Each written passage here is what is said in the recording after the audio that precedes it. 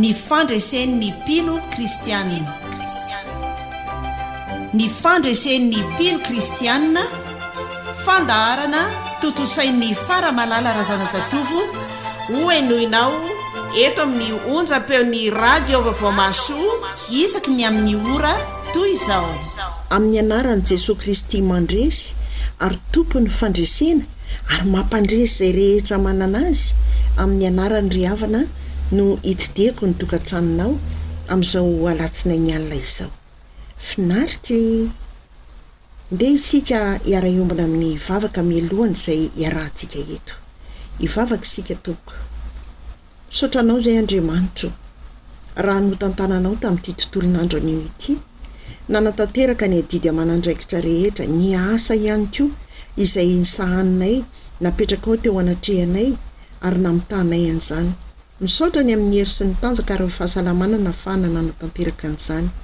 Misaotra ihany koa na ho an'ireo rehetra izay tsy salama azaka mandre izao fandaharana izao, dia hisorana ianao izany satria avy aminao avokoa izany rehetra izany.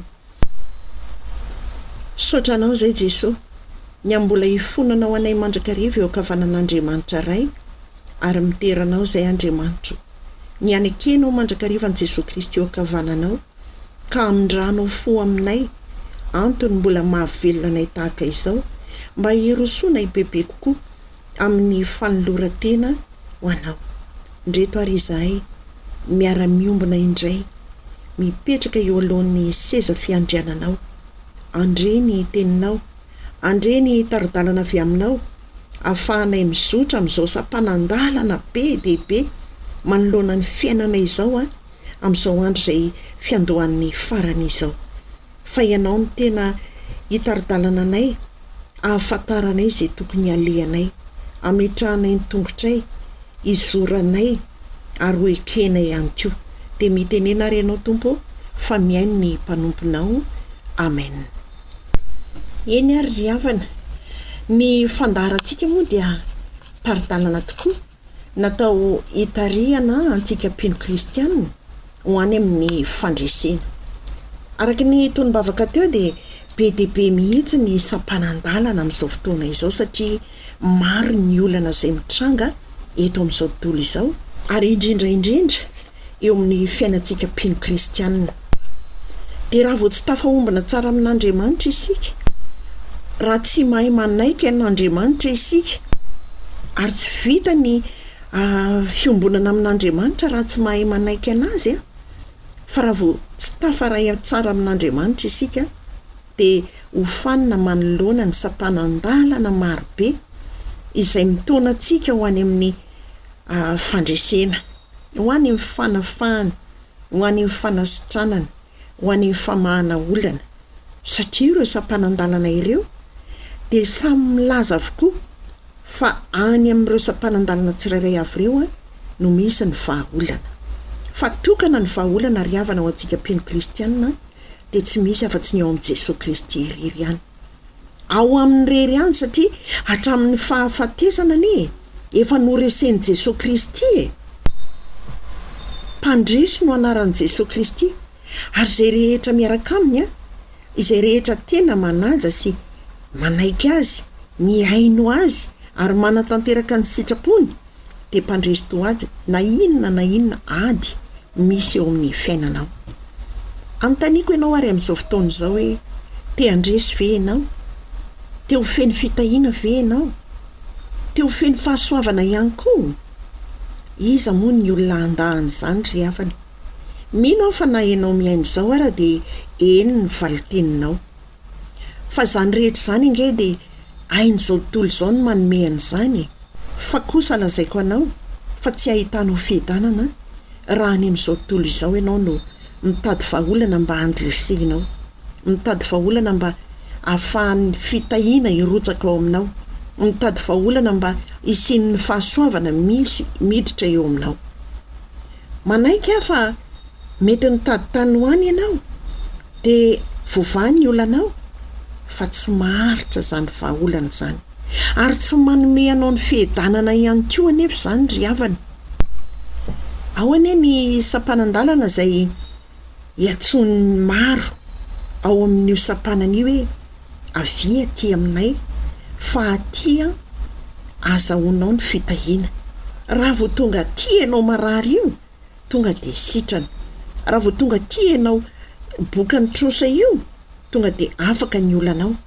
Be de be ny manao tahaka izany. Ary ny toko omeny azy de ny hoe eo ny eo ianao fa tsy miandrela de fa tsy maintsy mahazo ny valimbavaka na ny vahaolana ry havako. Tsy tereko masaka tahaka izany ny ao amin'Andriamanitra, fa ny ao amin'Andriamanitra mila manana faharetana ianao.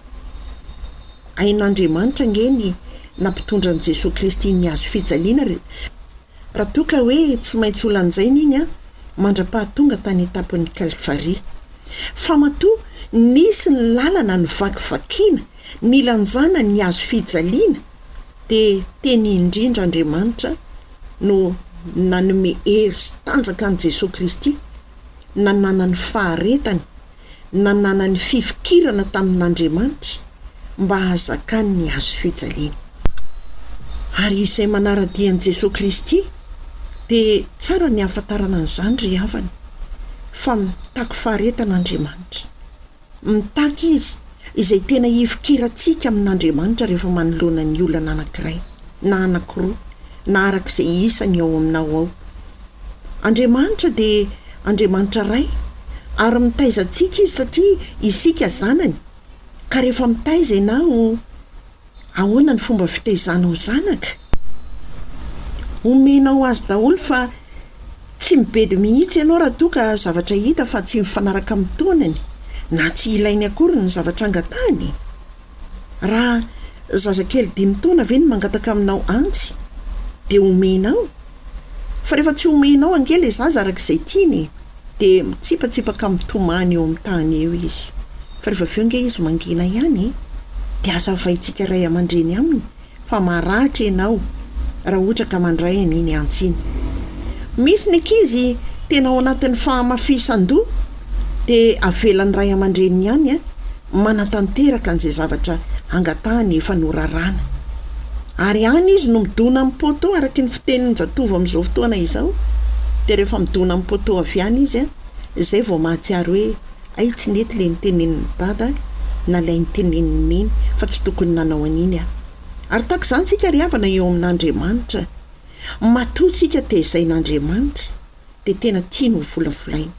Tia ny iainantsika mandrakariva ny teny izay voalazany araka izay voasoratra any amin'ny Korintianina 2:12 hoe dinio ny tenanareo na mitoetra amin'ny finoana ianareo na tsy, ary izaho toetra ny tenanareo, ny fanahinareo. Zany nambaran'i Jesosy Kristy zany. Efa nambara tamintsika mandrakariva ry havana eto amin'ity fandarana ity fa aokany isika tsy ho maimaika ny vavaka aloha na maika ny androka devoly avy hatrany ao anatin'ny olana izay mitranga isan-karazany fa aoka alohany dia ny tena mandrakariva. Ary ao anatin'iny fandinihan-tena iny amin'iny Andriamanitra no mitaky aminao iresaka aminy. Tena hitombo be dia be amin'ny vavaka izay atao eo amin'Andriamanitra, amin'ny fifandraisana izay atao eo amin'Andriamanitra, satria Andriamanitra te hanaporofo mandrakariva fa raha miray amiko ianareo izy ka mitoetra ao anatinareo ny teniko dia angatao izay tianareo na inona na inona fa ho tonga aminareo zany. Araka ny Jaona 10:7 mitaky atsika mandrakariva ry havan'Andriamanitra tena ho tafaray tsara aminy. Raha te handresy ianao na te ho tahina ianao dia ny fifandraisana amin'Andriamanitra no amafiso mandrakariva. Fa tena marina ry havana ny voalazany fa ataony miavaka tokoa ange ny manompo azy sy ny tsy manompo azy, ary asehony mihitsy zany tsy fitovian'ny marina sy ny meloka eo anatrehany zany fa fitahiana mihoatra noho ny fitahiana rehetra no asehony ianao amin'ny mampino kristianina anao raha toa ka tena tsara fifandraisana amin'Andriamanitra ianao. Ny ambarako aminao dia aza mikatsaka vahaolana ivelan'Andriamanitra, ivelan'i Jesosy Kristy, fa vahaolana sandoka ny vahaolana omeny izao tontolo izao ange. Ao ny mitomany tena mihitsy fa tapitra ny tsy fongana avokoa ny arena teo am-pelantanana satria nitady fahaolana tary amin'ny milaza ho masimbava sy pahita ary pahay zay ngamba no azo ilazana azy.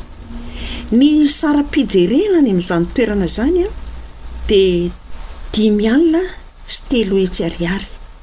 Zany no saram-pijerevana fandehanana ao amin'izany milaza azo ho masimbava izany. Maika satria vahaolana maika, fandresena maika no tadiaviny. Fa inona ny zavatra niseho? Mbola nanampy vola ihany satria nitady vola le olona. Tapitra ny fananana, tsy hita izay valiny, tsy hita izay vahaolana teo amin'ilay olana fa vomaika raha niampy be dia be ary nampisaraka azy mivady satria tafiditra tao anatin'ny fifandirana izy ireo. Ny devoly nge tsy ho avy raha tsy hangalatra, haitsika loatra zany.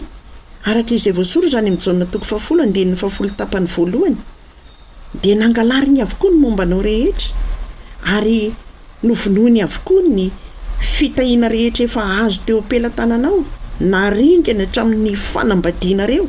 Zany nambara tamin'ilay olona fa miverena ao amin'Andriamanitra, fa Andriamanitra efa niteny fa raha miverina amiko ianareo dia hiverina aminareo koa aho izy, ary ny taona rehetra izay lanin'ny valala dia hain'Andriamanitra ny manonotra an'izany raha toa ka tena hiverina marina ao amin'Andriamanitra. Izao anefa ny zavatra mitranga rehefa maheno tantara tahaka izany isika. Zay aloha dia tsy mba mandeha amin'izany intsony. Zay aloha dia tena mivavaka ary tsy visy tokoa ny mikatsaka ny fandresena ny fitahiana ao amin'Andriamanitra fa maro tsy izay rehetra milaza ho manana vahaolana akory na dia fiangonana azy no amahany vahaolanao, fa Jesosy Kristy irery ihany. Tsy hoe manakana anao tsy ho any am-piangonana, fa ilaina ny mandeha mivavaka any am-piangonana fa mitotihan'i Jesosy Kristy. Ny Hebreo 12:2 haitsika loatra zany eto amin'ity onjam-peo malalantsika ity izay milaza indrindra fa jerehan'i Jesosy Kristy lay tompony finoanao sady mpanefa izany. Jesosy no tompony finoantsika ary rehefa manam-pinoana isika miaraka amin'ny Jesosy Kristy fa tsy maintsy mandresy, dia izy ny manefa n'izany finoantsika izany ary dia tsy maintsy mandresy izany tokoa. Be dia be ho an'ny fiangonana araka ny nambarako anao tetsy aloha ny mampanantena, fa raha tonga ny aminy ianao dia ho tahina ny poketranao, azonao izay ilainao, ho endry ny vadinao, hitsangana eo ambony fandriana ny marary ela, sy ny sisa isan-karazany, ho tonga eo aminao ny valim-bavaka, voavahy ny olanao, fa tsy ariavana. Ny tenin'Andriamanitra dia milaza indrindra fa katsao aloha ny fanjakany sy ny fahamarinany dia hanampy anareo ny zavatra rehetra araka izay voasoratra any amin'ny Mateo 9:7. Izany ngely no andiny teny tena nikatsaka ny sitrapon'Andriamanitra sy ny fanjakan'Andriamanitra ve ianao, nikatsaka ny fahamarinany ve ianao na nolona ny fiainanao. Fa raha tena nikatsaka an'izany tokoa nge isika dia tena mivoaka mpandresy ary tanteran'Andriamanitra ny teny izay voalazany any amin'ny Salamo 7:2 hoe na ny malalany aza dia omeny na dia matory aza. Izany ny miaraka amin'Andriamanitra ry havana. Ambarako aminao ary efa lazaiko eto mandrakariva fa aza maimaika mijery an'izay tokony ho vahaolana manoloana ny olana misy eo aminao. Jereo tsara nge ny fotoana izay naterahan'i Jesosy Kristy ary rehefa tao an-tranon'omby nge izy telo mianaka kely dia nilaza tamin'i Josefa ny anjely hoe mifoazy ianao ka ento ny zazakely sy ny reniny dia mandrosira any Egypta ary mitoera any mandra-pilazako aminao. Fa Herode efa hitady ny zazakely ho vonoiny araka ny Mateo 2:7 zany vakiko aminao zany. Misy mpihaza mandrakariva ry havana ny fiainantsika mpino kristianina, fa mila miaino tsara ny feo an'Andriamanitra. Fa raha izany moa Josefa no hoe zay tsy andositra any Egypta zany ka alao zay tena ho lavitra mihitsiny so dia hitany Herôda dia maty tany any rehefa tsy manaraka izay tenin'Andriamanitra. Nilaza ny Andriamanitra izay nampitondrain'ny anjeliny ny teniny hoe mitoera any ambara-pilazako aminao. Izay tiako ampitaina aminao dia ny hoe mitoera tsara ao amin'i Jesosy, fa izay mitoetra tsara ao aminy ihany no itoerany ihany koa arak'izay voasoratra ny Jaona 2:14 any hoe tomoera amiko ary izaho aminareo. Izany angeny nataon'i Jesosy. Raha mila angilana ny finoantsika na ny fanarahantsika n'io Jesosy Kristy io na ny fanantenantsika tsy dia misy manjavozavo tsy marina dia aiza moa ny toeran'i Jesosy amin'izany? Tsisy toeran'i Jesosy zany ry havana, fa rehefa matoky an'Andriamanitra isika, matoky an'i Jesosy Kristy, mitoetra tsara ao aminy dia efa voalazany fa izaho koa izy ao aminareo. Ara iza ny momba antsika, iza no atohitra antsika araka ny Romanina 8:1-3 ary efa nilaza ihany koa izy fa izay rehetra ao izy dia anao avokoa.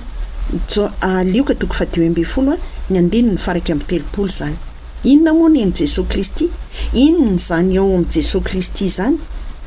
Ny fandresena ry havana, ny fitahiana, ny fahombiazana, tsy misy afa-tsy ao amin'i Jesosy Kristy ho antsika mpino kristianina. Izay rehetra ao izy dia anao avokoa. Zany hoe mahay mampandresy antsika koa io Jesosy Kristy io. Io Jesosy Kristy io mahay manome ny fitahiana rehetra ho antsika, fa izao mijery antsika tsirairay avy izy. Tena maharitra ao aminy ve isika? Tena mitoetra tsara ao aminy ve? Tena matoky azy ve? Ary mitombo ve ny finoantsika ao aminy? Mijery azy ve ny masontsika sy ny fiainantsika? Dia izy ilay tompo ny finoantsika sady mpanefy izany. Ry havako, averiko aminao ny fanontaniana hoe te handresy ve ianao? Te ahomby eo amin'ny fiainanao? Te ho feno fitahiana ianao? Aza maika ny ahita fahagagana. Fa ny finoana nge ny mialohan'ny fahagagana, fa tsy ny fahagagana akory ny mialohan'ny finoana. Avy amin'ny devoly zany, fa tsy avy amin'Andriamanitra. Tandremo ary raha tratra ny fahasahiranana ka iraparapa any amin'izay milaza ho mahay mamonjy anao fa mijanona mihitsy aloha mandiny tena. Fa sao dia misy tokony izay hibebahanao ry havana. Sao dia misy tsy nety ny lalana ny zorany.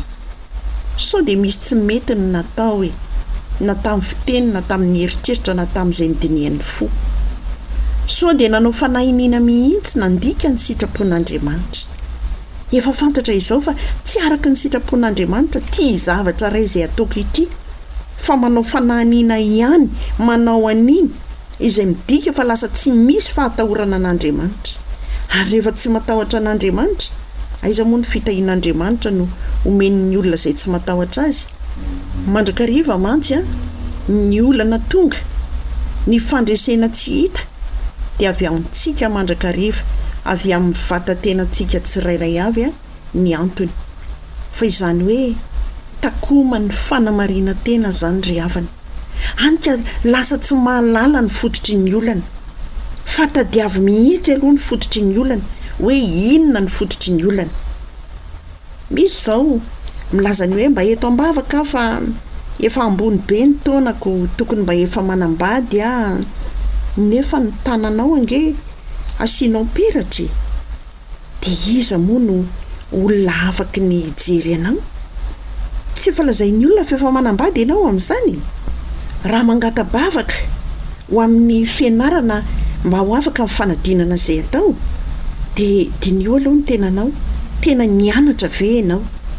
Tena nianatra ve? Fa ny finoana tsy arahan'asa ry havana dia foana ihany. Ary tsy misy zany. Tsisy fandresena, tsy misy fanafana, tsy misy fafana ihany koa amin'izany fanadinana izany. Ianao tsy mianatra akory, ianao tsy nifantoka amin'ny fianarana akory, kanefa dia angatabavaka ianao mba ho afaka. Sanatrian'izany Jesosy Kristy tsy mpanao mazia, tsy mpanao mazia izy. Ny mazia izany dia avy amin'ny devoly fa tsy avy amin'Andriamanitra. Fa raha nahatsapa teny ianao fa tena nianatra ianao nandritra ny taona, ary mangatabavaka ianao dia ampian'Andriamanitra ianao eo anatrehan'izay. Dia melohan'ny vavahanao ary na angatahanao vavaka manoloana ny olanao dia fatara aloha ifototry ny olana. Betsaka ny milaza nge fa ny ety aminay mahavaolana fa Jesosy ry ava ny tompon'ny vahaolana ary izy ihany no afaka mamahany ny olona antsika mpino kristianina. Raha mahatsiaro ianao hoe ohatrany be dia be ny olana izay misy eto amiko, angambo za ty dia misy ozina mihitsy ny fiainako, na ihany koa misy mpanompon'Andriamanitra izay milaza aminao hoe misy ozina ny fiainanao fa tonga ava ty hanapahana ny ozina, tsy ary avako. Tsy misy afa-tsy Jesosy Kristy irery ihany no afaka manapaka ny ozinao, misy eo aminao ihany koa. Ahoana no atao? Rehefa tapa-kevitra ianao ny hanova ny fiainanao, hamadika ny tantaranao, ka hirotsaka an-tsehatra eo amin'ny maha-kristianina anao, izany hoe raha nitodika ny akavia ianao hatramin'izay, eny fa na dia mitondra ny anarana kristianina azy, ka rehefa mandray an'i Jesosy ianao dia lasa mitodika ny akavanana ny fiainanao. Raha teny amin'ny trottoir akavia ianao, sisin-dalana akavia no nisy ianao hatramin'izay, ka tapa-kevitra ianao fa hiaraka amin'i Jesosy amin'izay, dia miampita ery amin'ny sisin-dalana akavanana ery, dia tsy miazoazo eo ampovoany eo fa vohizaka ny fiara eo ianao, manjary maty eo ianao, na maratra eo ianao, na hitondra kilema eo ianao rehefa tsy ho maty any. Tsy tako izany ny fiainanao amin'Andriamanitra. Fa rehefa fiainan'izao tontolo izao ny ainanao hatramin'izay dia miampita amin'ny fiainam-baovao hafa. Fa dia mila tsara fifandraisana sy feno fifandraisana tsara amin'Andriamanitra ianao mba hahafantaranao ny fanatena izy. Ary izany no neny olona zany Jesosy any amin'ny Jaona 1:7 fa aza mino ny fanahy rehetra hoy ny voalazany, fa izaho toetra ny fanahy na avy amin'Andriamanitra ireny na tsy, satria maro ny mpaminany sandoka efa lasa any amin'izao tontolo izao. Dia toa ohatra ny miseho mivavaka avokoa ny olona rehetra izay misintona anao mba hivavaka ihany koa. Fa raha tianao ny andresy, tianao ny hotahiny, dia tsy misy afa-tsy ny fahatsarany ny fifandraisanao amin'Andriamanitra. Fefa nilaza izy fa raha tena tafaray amiko ianao dia omeko anao izy izay rehetra tadiavinao. Ofehin'izany rehetra izany ry havana dia inona ary ny tokony atao? Ny tokony atao dia araka izay voalaza any amin'ny Deutéronomia 7:20, ny 1 sy 2. Izao ny voalaza hoe raha mihaino tsara ny feon'i Jehovah Andriamanitra ao ianao ka mitandrina anaraka ny didiny rehetra izay andidiko anao anio, dia ho tonga aminao sy ho azonao izao fitahiana rehetra izao. Izay ny lakilehan'ny fandresena, izay ny lakilehan'ny fitahiana izay mampirotoroto ny be sy ny maro ho atsy na ho aroa na ho atsy.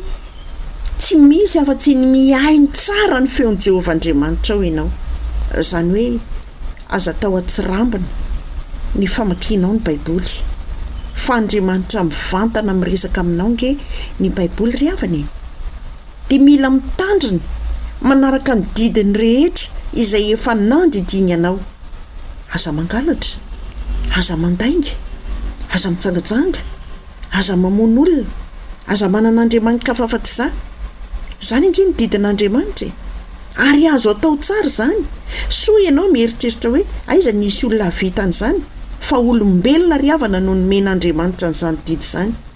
Fantatr'Andriamanitra tsara fa vita ny olombelona io matoa nomeny ny olombelona, dia azo atao izany. Dia izay no tonga eo aminao re ny fitahiana rehetra, fa tsy araka ny ambaran'ny olona ny hoe avia ty, fa aty aminay misy an'izao. Avia tapahana ty ny ozona misy eo aminao fa ianao tena olona misy ozona ianao. Ary ohatra hain'izy ireo mihitsy koa no mandeha amin'ny sain'ny olona amin'ity resaka ozona ity, fa ny ozona ry havana dia efa nentin'i Jesosy Kristy teo amin'ny hazo fijaliana. Ary izay rehetra mandray azo ho tompo sy ho mpamonjy ary mpanjaka ny fiainany dia efa niara-nomboana teo amin'ny hazo fijaliana ny ozona rehetra izay nisy teo aminao. Dia tapaka eo aminao ilay ozona hatrany amin'ny fianakaviam-benao izay nisy anao tany, ka manomboka eo taranaka vaovao ny taranakao. Tsy mba tianao ve zany? Te andresy ianao? Te ho tahina ianao? Te ho feno fahasoavana ianao? Meteza andray an' Jesosy Kristy ho toro sy mpamonjy ny fiainanao, dia atao fiainana izy iaino. Tena ataovy tsy mahazo aina ianao raha ohatra ka tafasaraka aminy, fa izany no azahoana ny fandresena. Dia ho an'Andriamanitra irery any an'iny voninahitra, ndeha isika reombona amin'ny vavaka. Misaotra betsaka Tompo ny amin'ny nanazavanao an'izany teninao izany. Misaotra ny amin'ny taridalana izay nomenao. Fa tena marina tokoa anie, fa manoloana ny fiainanay dia be dia be ny sapanandalana rehetra izay miantsoantso anay, aty, fa kosa tsy misy afa-tsy eo aminao Jesosy Kristy, ilay lalana marina sady mahitsy mitondra anay ho any fandresena. Azahoanay ny fitahiana, iainanay ny fahasoavana rehetra. Misaotra indrindra Tompo, fa mbola noho ny fitiavanao anay no ampahafantarinao anay an'izany zava miafy ny fanahy izany, mba azahoanay mandeha araka ny sitraponao, manaiky sy mankatoanao, miainy tsara anao ary mitandrina anaraka ny didinao rehetra, izay fantatray fa azo atao tsara satria olombelona no nomenao an'izany. Tsy olombelona ianao ka andaingy, fa Andriamanitra marina ianao, Andriamanitra mahitsy ianao, ary mitantana anay ho amin'izany fahamarinana izany ihany koa. Misaotra indrindra Tompo, ho anao Andriamanitra irery ihany bera sy ny atsara voninahitra izay efa naohatra amin'ny taloha indrindra ary ianao mandrakizay amin'ny anaran'i Jesosy nangatahana sy nanaovana izany vavaka izany ary niarahana ny miombona teto. Amen. Misaotra anao ry havana naharitra hatramin'ny farany an'izany fandarana izany, ka dia hoe ao aminao hoe miorena tsara dia aza miova, dia mandra-piona indray amin'ny herin'ny anio tahaka izao raha sitrapony Tompo. Velome.